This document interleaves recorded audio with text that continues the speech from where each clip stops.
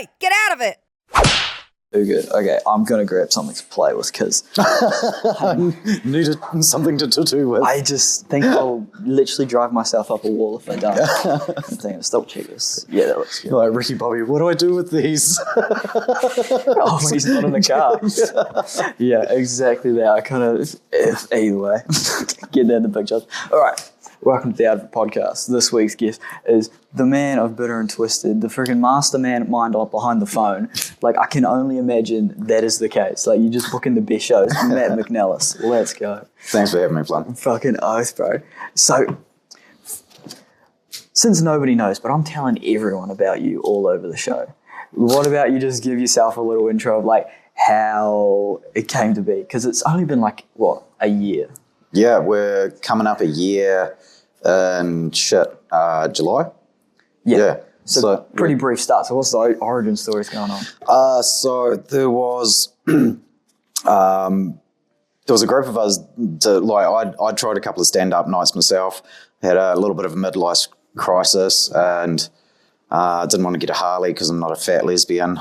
And so I wanted to do things that really scare the fuck out of me, and public speaking is one of them. So I had a couple of open mic nights, and I was fucking terrible. I was so bad. I bombed so hard. Anyway, so I went to this intro to comedy class with Comedy Hub, shout out Comedy Hub, and I met T and Bryce there, and so we were all real shit. And so we'd all hit the open mic circuit in Palmy, and we were all consistently shit. And so we were having drinks one time with Corinne, my partner, as well. And we sat there with Bryce made us like a litmus test cheese board, like with all these different colours, because he's like pretty sure that I was autistic. So he's like, I'm going to do all the colours on the spectrum to see which one he goes for first. Anyway, so a few beers were had, and we were like, you know what, our sense of humour, we all come from rural backgrounds. Our sense of humour is probably more suited to the rural areas. And me being me, I was like, well, I can make this happen. And they're like, how? And I says, well, I've got a hospitality background. I can go talk to a few people and see if I can set us up a show. And yeah, I think within a week I'd booked our first 6 shows, and it sort of fucking went from there. Oh my God, that's actually tough. Yeah. And because it all seems very impressive when all of a sudden you're booking like hot tours and like booking all these shows, but it seems almost like there's something special about yourself that is booking them, but you are just talking to people. Yep. That's only difference. Yeah, like if it's within driving distance, like within sensible driving distance, I'll literally go to the venue and I'll talk to the people. Like, I'll sit there and have a beer with them, and I don't say that we're anything that we're not. I'm not like, hey, we've got a Jimmy Carr, we've got a Ricky Gervais. I'm like, you know what, we got a little bit of something for everyone, and sort of just pitch it as what it is. And yeah, like they seem to go for it. Literally, because that does seem to be like I don't know, it just makes life easy when it's like a showcase show. And so even a lady last night asked us to somehow describe what was like, give her a description of the show. And it's like, the only description is if you don't like one person, you might like the next. Yeah, and that's just it. Like, you might go on and people will be like, fuck it, and that kind of shit. And then T might get on and they'll be like, I fucking love T. Bro, T killed it last night. Bro, T fucking killed it last night. He drove, fucking 3 hours from Auckland, literally got out the car and got on stage and fucking killed it. Bro, that was some of the smoothest, like, kind of crowd work stuff I've ever seen from anybody. And it was, like, the most natural thing physically possible. And he was just like, I don't give a fuck, I just want to have a beer. Like, bro, he had those beers. He's so good, T. You know, like, he's probably not going to like me saying this, but the first set that T ever did, he was adamant he was never going to use any notes. Like, he goes, nah, I'll memorize what I need to. And I was like, bro, maybe just take your notes. It's better to have them there and not need them than not have them and need them. And he's like, no, I got this, man. And he got maybe 3 jokes into his set and forgot everything and was just like, oh no, I'm in trouble. And he sort of froze up and it just, he kind of worked his way out of it, but there was like, he shit the bed a bit and everyone was sort of like, oh, we'll never see that guy again. But I seen something that no one else seen. And I was like, this guy is funny, but he just doesn't believe in himself. Yeah. And I think there's something a little bit different as like we've sort of assembled this band of misfits that they just need someone to say, like, you're genuinely funny, bro. Like, and they'll be like, oh, is there anything you don't want me to talk about? I'm like, you're a fucking adult. If you can't read the room and figure out that this is not landing, like... That's a brilliant point. I've never thought of it like that. Like, I'm not going to censor you. Like, go out there and say what the fuck you want. And if it doesn't land consistently, like, maybe don't do it. Like, I'm not going to tell you not to do it, but figure it out. Yeah.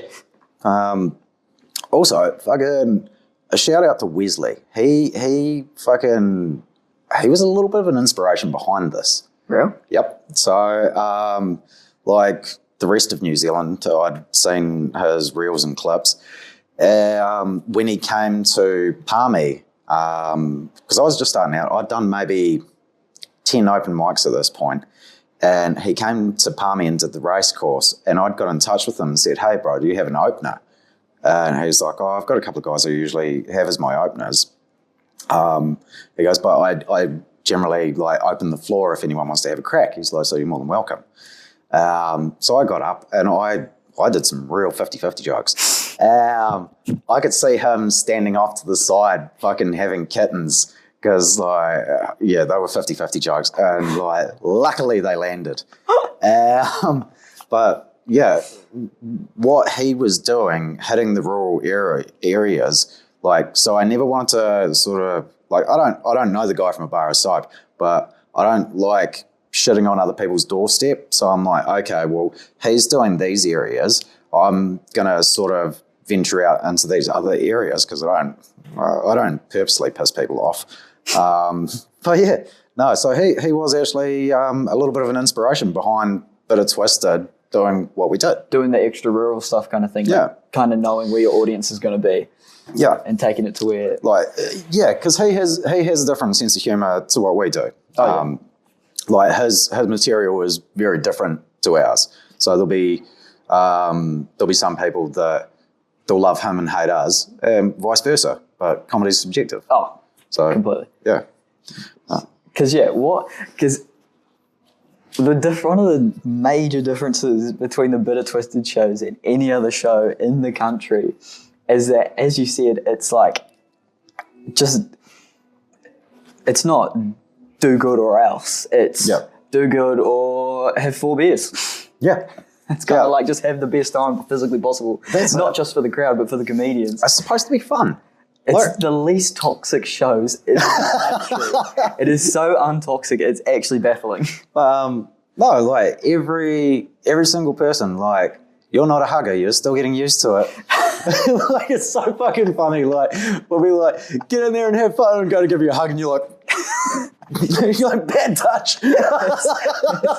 Uncomfortable. Insurance. But like, so everyone's sort of slapping each other on the ass and like, get out there, champ. And yeah, even if someone goes out there and eats shit, like, you don't need someone to tell you when you've tanked. Like, you fucking know in yourself. Like last night, I ate shit wholesale. I fucking ate. There's a brawl in the crowd, and I'm just like commentating it. And I was like, fuck. Yeah, that was not a good time to be on stage. Oh no. Nah, fuck.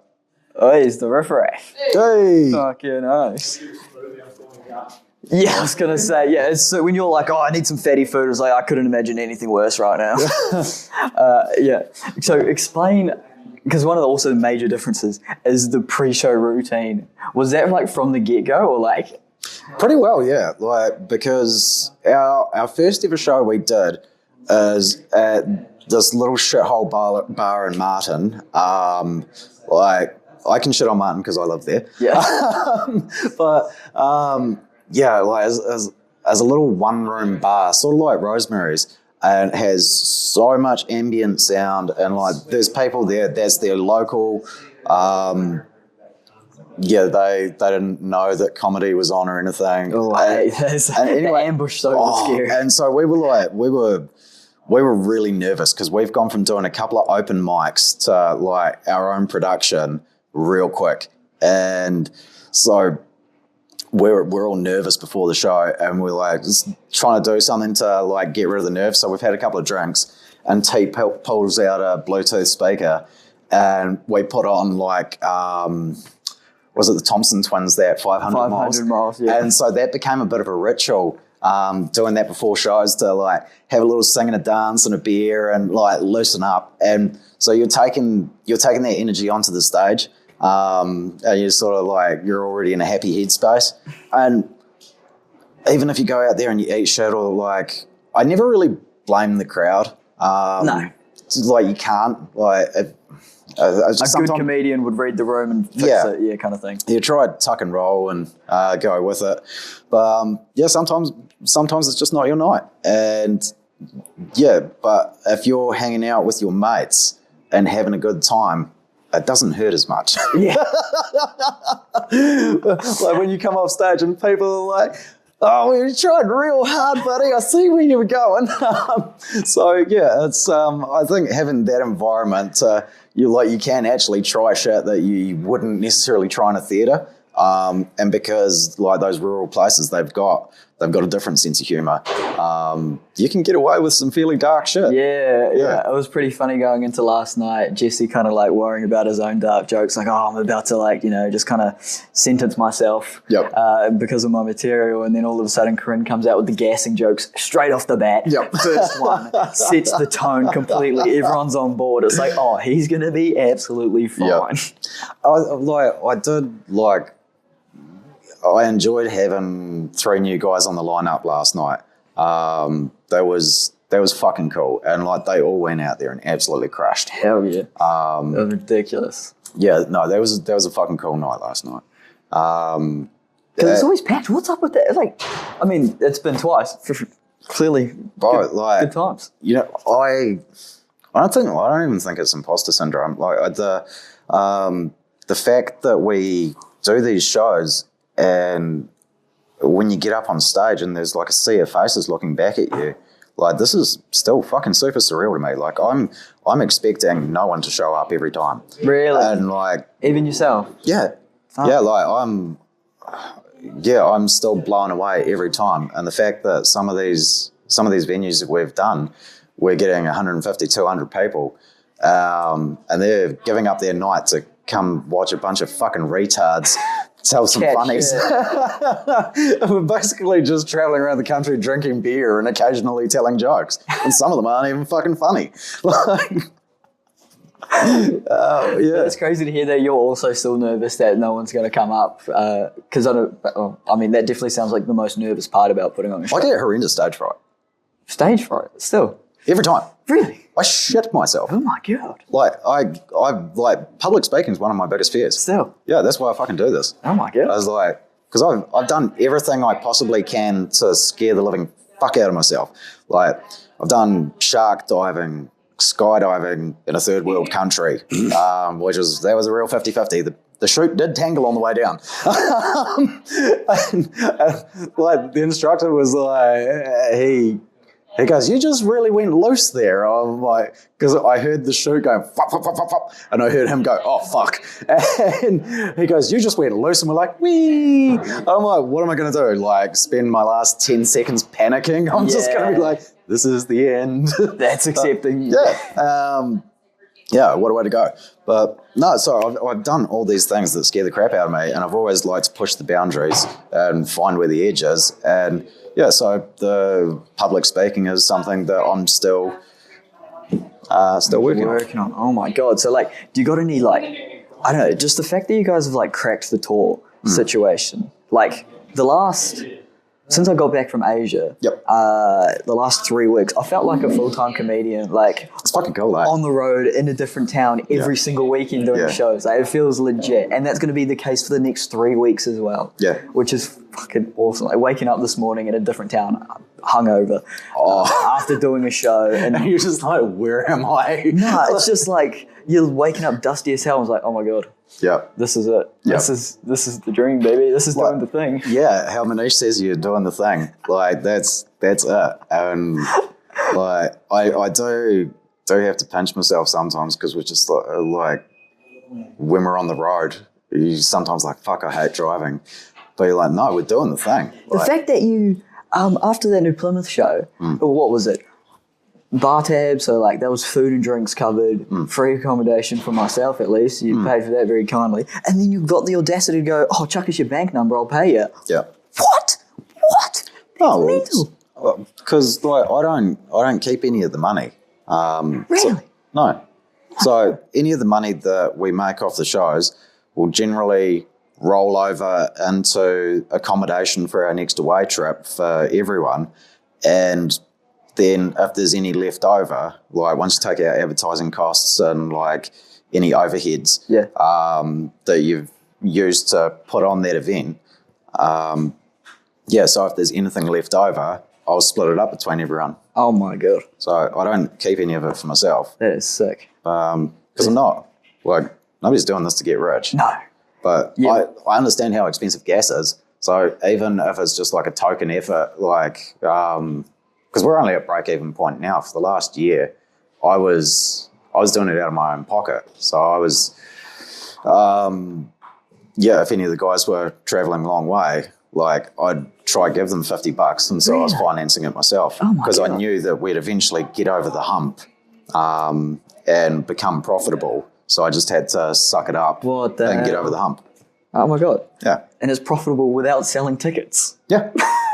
It's also pretty crazy. And like the fact that we're doing venues where we sell tickets like Butler's Reef, had a fucking mad turnout. That was mental. That was so cool. That was actually one of the sickest shows ever. Like, that was impossible to do bad that night.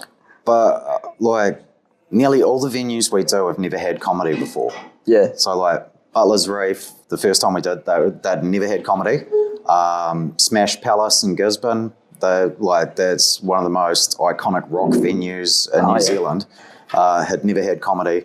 So I don't look at a venue and say, have they had comedy before? Yeah. I look at a venue and go, that'd be cool to do comedy there. Yeah. Yeah, like, so fuck. That stuff is guts. Because even just like, with the like, when I'm honing around on my motorbike, you're just in bumpkin towns kind of thing. You rock up to a pub and you just be like, oh, imagine how hard it would be to do a show there. Yeah. Kind of thing. And those are the best ones though.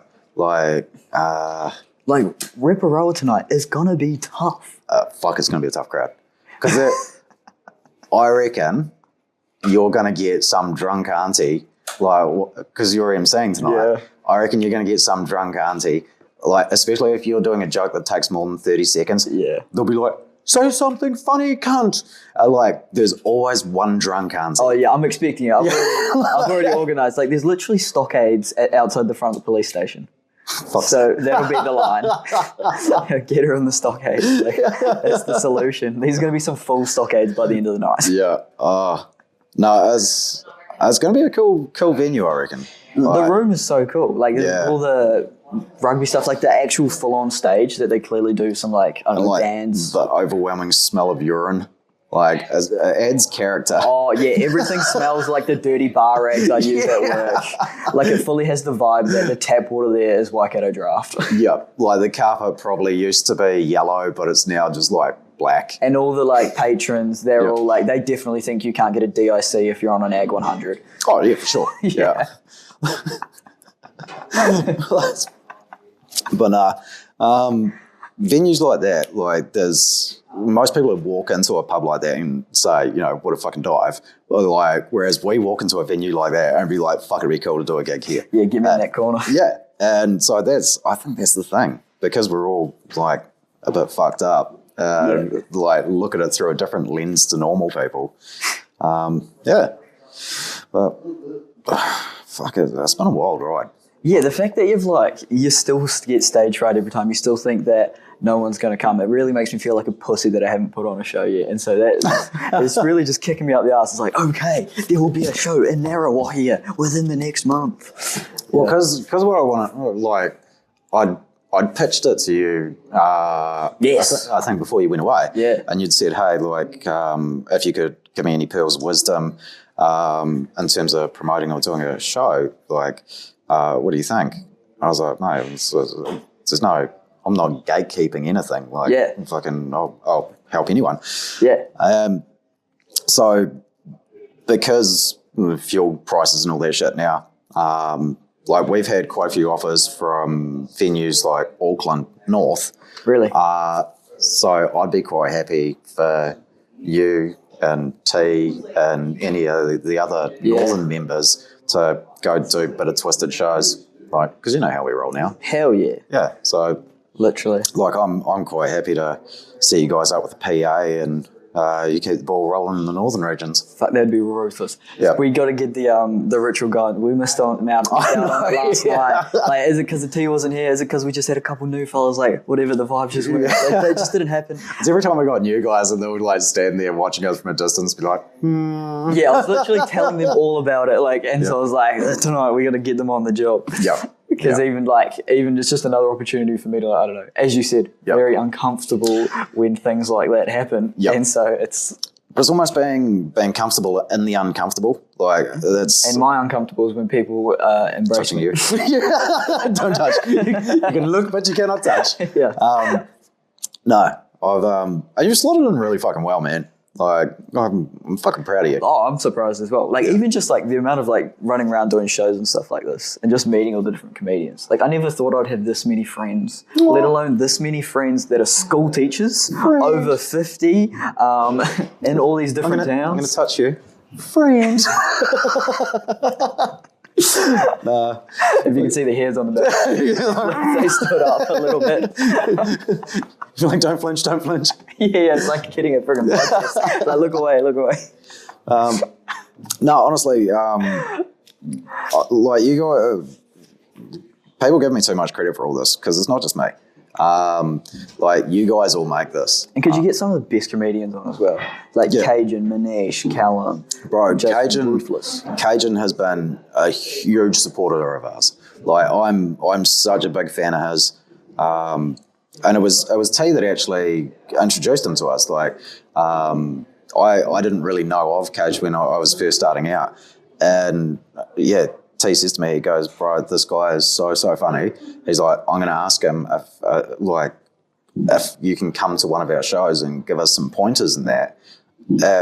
Bro, Cage just rolls up, drops wisdom on us. So much, like, all the time. Bro, he's like freaking Gandhi. Yeah, like, T's like, T calls him Matua occasion. Yeah, bro, yeah. He's just like 100%. Bro, and just like the nicest person and has like just like real sharp, like doesn't miss anything. Like, every venue we go to, like, there's a bit in his routine where he'll sort of tongue-in-cheek shit on the venue. Yeah. And like, it's very clever. So he'll just go in there and he'll observe things that's happening around the room and he'll work it into his set. And it's a nice little formula. Because then you see he posts it and it's like, oh, it's an opportunity for him to like just burn material kind of thing. Yep. Like, it's very clever. It's different every time. Like, very generous to us.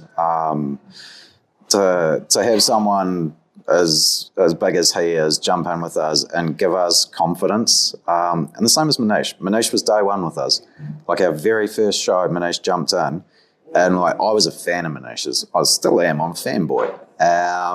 For him to jump in, and I was like, I always tell him, I was like, who's my big mochaccino teddy bear? Like, bro, Manish is the fucking man. Yeah, he'll jump in, and he just, it gave us the ability to believe in ourselves. Getting people like Cage and Callum. Callum's another one, bro. Like, doesn't miss anything. No, he's unstoppable. He is just a little Energizer bunny. Until he's not. There's been some, like, the first time we did Butler's Reef, he was sitting in a chair like this, off, like, there's that entry area, And he was doing this thing where he was off his kidney meds. So it was like, I don't know if it was a personal challenge or for some reason he had come off his meds to prove a point. Yeah. And he was sitting there and he was like, and I was like, this cunt is dying. And I was like, checked on him. I'm like, hey, buddy, you okay? And he's like, no, I'm not. I'm like, do you need me to call anyone? And he's like, no, I'm good. No, I'm okay. And then like got on stage and just had all the energy, like a complete live wire. And just like, I was like, wow. Like, because like Callum's another one. Like the first time I ever seen him perform, I was like, he's different. Yeah. Because his whole set was about not having skin. And I was like, not for me, but like, I see where he's going with it. Yeah. But then doing the same open mics as him and then having him jump on the odd show with us, seeing more and more of his comedy, very clever, very, very clever. Oh, yeah. And how he's able to wrap jokes within the jokes and incorporate physical comedy into it as well. Like at Butler's Reef, I've never felt like I was in the presence of like a professional more than when he was on stage doing that material I've already seen, but with the act outs turned to like 100. I was like, oh shit, this is as good as it can get. Like, I've heard you say it before, and we've all fucking said it, is like, how is Callum not bigger than he is? Yeah. Like, he is a work pig. Like, he just, man. Oh yeah, both me and Bobby are trying to like get into that same reputation of these guys are just everywhere kind of thing, because he's just driving all the time. Yeah. And like, I didn't realise until we were up at New Plymouth the last time, like, he's also heavily involved in the music scene as well. Yeah, he's in a band. Like, that's his second occupation. One of the guys that have just recently joined us, Jim Bro, who, he was a diamond in the rough. Oh, bro, he was on it. Bro, he killed. He was on the job. There was his 5th ever time. Ridiculous. And the band stage presence, that's what it is, yeah. So like, he came from a musical background, already had stage presence and like a bit of ring craft about him. But like, he'd done a couple of open mics, jumped in with us at Stratford, slated at Stratford. Like, honestly, slated. And then come out again at Butler's Reef swinging and just had the crowd in the palm of his hand. Like, has way more stagecraft than fucking most of us. We're just like, this cunt. He's like genuinely funny. And like, Taranaki is fucking turning out some funny people. Oh, well, I mean, literally. It's depressing how little comedians there are in Hamilton. Yep. Because it's like, whatever, larger population to Taranaki. But Taranaki is going so much harder in the paint. Yep. Like, even the fact that we've got the Taranaki Gala and whatnot, and for the Comedy Fest, yada, yada, yada. They've got Asgards going on. And when they've got Asgards, they've got a lot of comedians. Yeah. And so, not that you've been in Hamilton, but it's grim. Yeah. I think. Yeah, no, you don't really hear about the Hamilton comedy scene. You don't. And I'm not shitting on anyone. No. But yeah, you don't really hear of it. And so, seeing like yourself traveling far and wide, bro, that time you came down to the open mic night in Palmy. That was the good one. The good time I went to a Palmy open mic. Right. I went to another Palmy open mic, and it was the most depressing thing I've ever done. I was emceeing, and the only people that showed up were the 5 people I knew that lived in Fielding. Yep. So without me, no audience. Oh, so that was a good crowd then. At that weird Egyptian restaurant. That's fucking shut down now, right? Yeah, it was an Egyptian restaurant at Halloween time. So they put Halloween decorations in an Egyptian themed restaurant. And so it's like, it kind of made it more authentic that the Egyptian shit was covered in cobwebs. Because you know why all the Egyptian symbols and shit? Because it used to be a Masonic lodge. What the hell's that? Freemasons. Oh. Yeah. So that used to be the Palmerston North Masonic Lodge. That's why it's got all the weird symbols and everything everywhere. Yeah, I know. It's fucking... What an odd place that was. Yeah. That was like the biggest, like, what am I doing with my life moment when I rocked up there and was like, what the fuck have I actually done? When we were at that other open mic at the Globe Theatre, and you were like, I think you were fucking probably coming down with the flu or something. You just looked like rinsed. I'm sitting next to you and you were watching. I'm not going to say his name because it would be a bit of a fucking dick move, but he was like, having essentially a nervous breakdown on the stage, and you're just sitting there like, Yeah, And you're like, I do not have the mental capacity right now to process what I'm seeing. Yeah, I don't know what was going on there, but I do remember feeling exhausted and bored. You're just like, I don't have time for this shit. Yeah. Literally. Someone needs to fix this guy. I'm not putting my hand up. Yeah, he needs Jesus. But also, when I went to the Acubar depressing show, that was the first time someone was like, "Oh, you should hit up the Bitter and Twisted guys." Like telling me like that, just hit them up and see what happens. Yep. So frankly, without that, would have never fucking hit you up. Yeah. Because like I always see when you guys started, you were obviously posting all the promo videos of you guys just running around like headless chickens in venues kind of thing. And obviously it looked fun as fuck. Yeah. And so 100, I don't know why I was the only one that seemed to see it in the rest of the North Island. Yeah. But I was so keen for some of that. I was desperate to get it. Just looked so fun, and it is. That's fucking weird because like I'm fucking retarded when it comes to social media and that, and like I try my best, but I'm not good at it. Yeah. So trying to promote it and so on. I can only do what I can. The fuck was that? The posters though are the best. Oh, Go AI. Yeah. Oh, there was a guy before the Stratford gig, and he'd like fucking jumped on Facebook and been like, "You are the cause of the world ending using AI," and like just went on this big fucking rant. That's cool. I was just like, "What?" And I was like, "Shut up." Anyway, I was like, "I tell you what, rather than like posting this all over the fucking internet, how about we have a talk about it when I come to Stratford?" Yeah. And sure enough, he came to the show. So I called him out during the show, and he was like sitting there real awkwardly with all his friends. I was like, "Oi, fuck up." I'm like, nobody wants to hear your shit. Like, you're one of those people that gets muted in a fucking group chat. I'm like, just shut the fuck up. And all of his friends were like, "Who does?" Like, shut up. Good stuff. Yeah, but poor guy. I think I was like, "Oh no, I got a prize for you. Come up." And he started getting out of his chair. I was like, "Fuck up, loser. Go sit down." I was like, "Go twice." Because why were you pulling out a dildo at every show last year? I don't know. It just seemed like a good idea. But you booked like 10, 12, 20 dildos. Oh, bro, we gave out like, I reckon we would have given out, about 20 dildos. So, because it started off like we had a couple of really hostile crowds, and one show had gone particularly sideways. So like one of our comedians got attacked on the stage. Oh my God. And that went significantly sideways. And fair play to him, he did not stop the whole time. He like put the guy in an arm bar while still doing his set. Oh, is this Marcus? Yeah.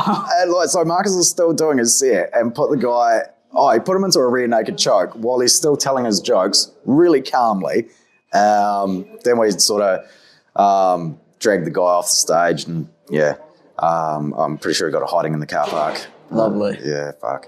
What a Cletus. No, we've played some pretty wild venues. And so after nearly getting into a fight, you thought, I know what I'll do. I'll go buy sex toys for everyone. Yes.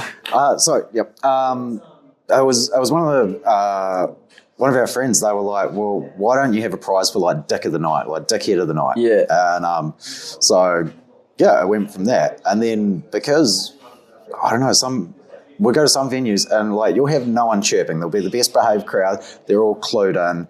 It's a super cool crowd. So we'll just be like, "Good cunts of the night." And so there'll always be like, it's usually some auntie that will just be like, "You guys are doing so good. Yay." She wants it. And so we'd be like, we got a prize for the good cunt of the night. And so we'll be like, "Come and get your prize." And it'll usually be like a fucking Black Thunder cock on this. So it's either satire or a punishment. Yep. And it's never been badly received, surprisingly. There's even, haven't they won in, where was it? Woku.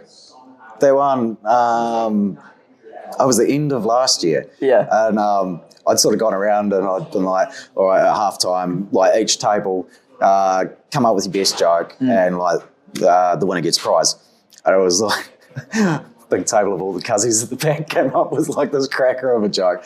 I was like, right, send someone up from the table to grab your prizes. Fucking the bro like comes up and I pull out this big dilly. But, And he was chuffed. oh, his missus was.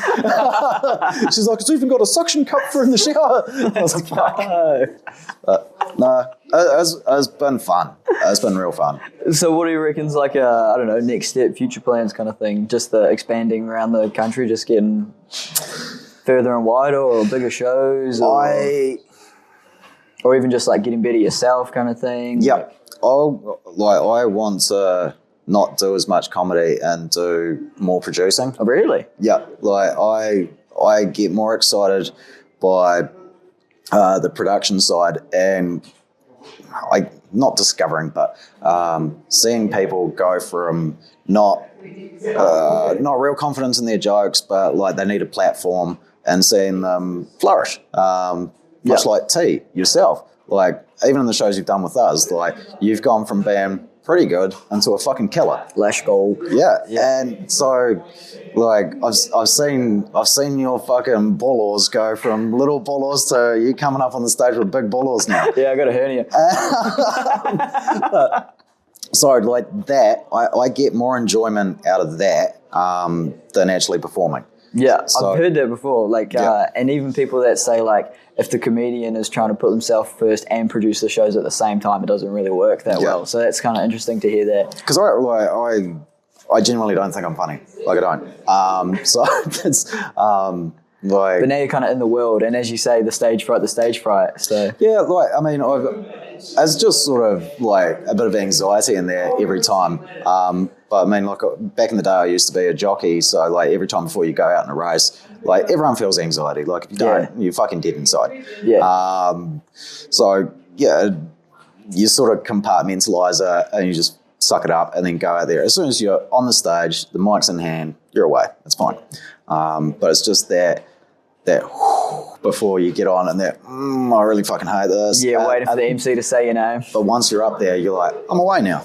Literally. Yeah. Kind of like, because you even hear Shane Gillis say it, like, before going out, he's like, shit, I don't know how to do this, I don't know how to do this, and then says the first joke, he's like, oh, I got it. And I'm away. I forgot about that. But no, progression. So in the pipeline, I have 4 theatre gigs. Oh my God. Yep.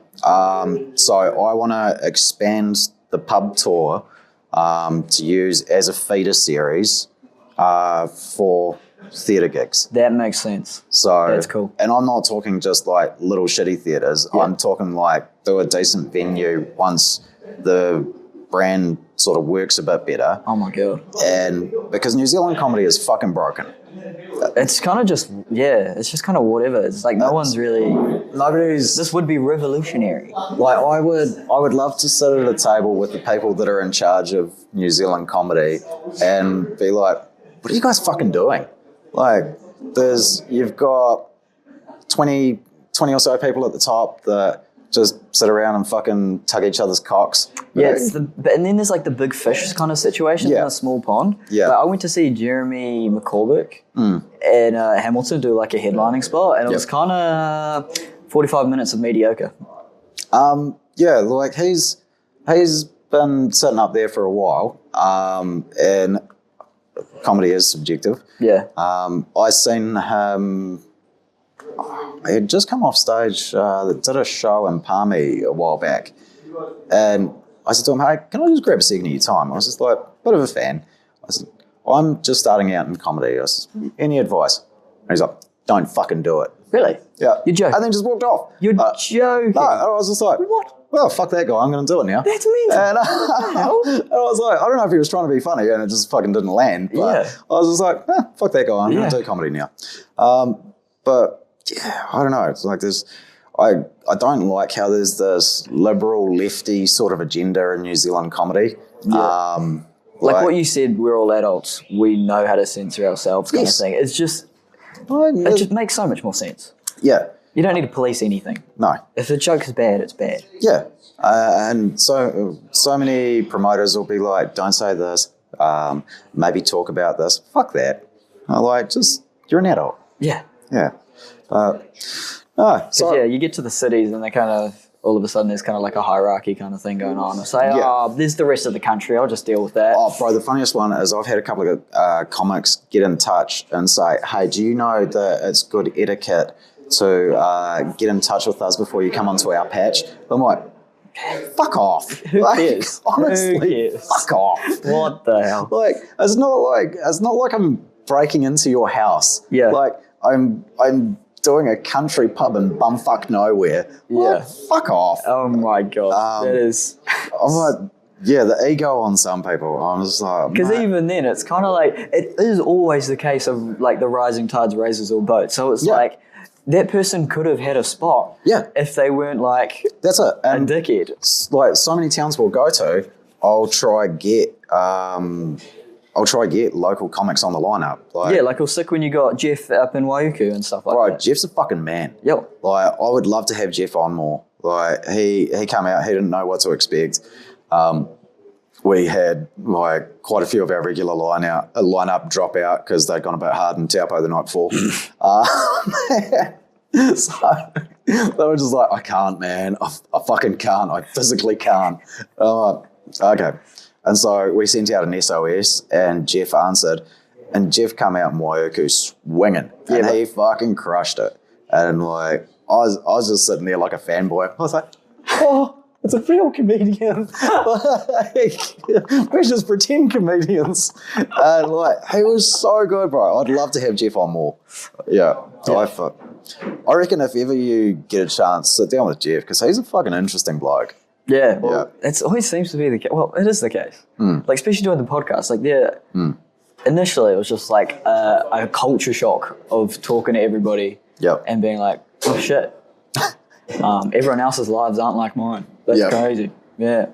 Whereas the kind of like the comedian thing, I thought, oh, yeah, that's going to be like a similar thing. And it never is. No. Never is. That's the only thing in common, and that's it. Because, how do you juggle work and doing this? Well, work is extremely slapstick currently. Oh, yeah, okay, then. Yeah, that works. Yeah. If anything, it was like juggling like the university and this was the mission. But at the moment, I'm not at university, but I will be next year kind of thing. So I don't 100% know what that's going to look like because I'm planning on putting a lot of effort into this next year, and engineering will take also a lot of effort. So are you just going to push the chips in? You're just going to be like, oh yeah, like as Manish said, he's like, oh, I was saying to him like, oh, what if I put all my eggs in one basket kind of thing, and then he's like, Kobe Bryant, make more fucking eggs. So yeah, that's such a fucking good expression. So I'm going to buy some chickens next year. Yeah, fuck yeah, chickens are delicious. But like when we started this, so many people said don't. Like, don't. Like, why not? Yeah, who's it hurting? Yeah, and they're like, oh, it won't work. Don't do it. Like, we're 44 shows in tonight, I think. Really? 44 shows in 10 months. That's awesome. And that's so many shows in 10 months. And, like, the crowds are getting bigger. Wait, how many months did you say? 10 months. 10 months, yeah. 44. Yeah. 4 shows a month. That's decent as. Yeah. Yeah. Some people can't do that. Like, there's not 10 shows a month in Hamilton, that's for sure. There's 1 a month in Hamilton. Yeah. I mean, it's... ADD, like, definitely if you direct it, it's like directed ADD. Oh, yeah. Like for like booking shows and like getting where's my special interest? I need the special interest going. Yeah, like if I'm one of those people, if I get a hobby that I really enjoy, I'm just like all in. Yeah. So it turns out like I quite enjoy this. Yeah, the booking of the shows and all the things. Oh, all right. You literally just do it the best. All right, I'm going to tell you. You really do. I'm going to tell you a little secret. Okay. Don't tell anyone else. Okay.